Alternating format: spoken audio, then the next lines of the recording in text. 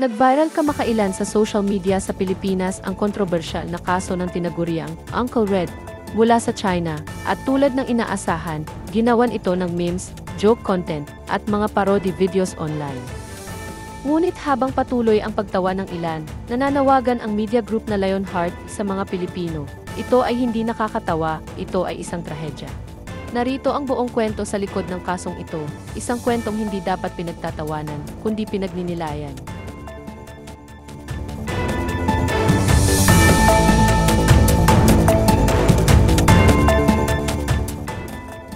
Ayon sa ulat, ang suspect ay isang 38 anyos na lalaki mula sa Nanjing na nagkunwaring babae upang makipag-ugnayan sa higit 1,000 na kalalakihan at lihim silang na-videohan sa pribadong akto. Mahigit 1,600 na non-consensual videos ang ipinakalat sa online platforms, isang malinaw na kaso ng paglabag sa karapatan at dignidad ng mga biktima. Ngunit sa kabila ng karumal-dumal na krimen, mas malalim pa ang ugat ng problemang ito. Ayon sa datos, mayroong higit 30 milyong kalalakihan sa China na wala nang inaasahang makakapiling sa buhay, bunga ng dekadang one-child policy at bias sa pagkakaroon ng anak na lalaki. Dahil dito, milyon-milyon ang nakararanas ng matinding kalungkutan, emosyonal na pag-iisa, at desperasyong makahanap ng pagmamahal. Sa ganitong sitwasyon, dumarami ang nabibiktima ng mga scam at emosyonal na panlilinlang, tulad ng kaso ni Uncle Red.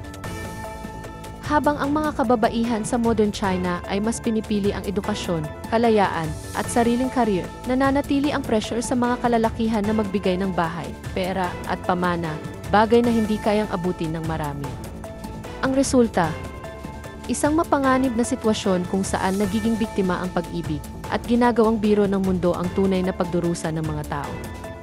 Sa likod ng viral content ay may mga tunay na taong nasaktan, niloko, at nawala ng dangal.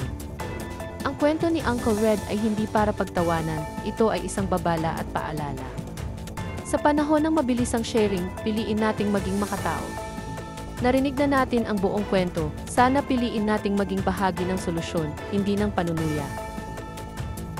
E-comment ang opinion mo sa baba at huwag kalimutang i-like, share, at subscribe para sa mas marami pang trending at mainit na updates sa mundo ng showbiz at social media.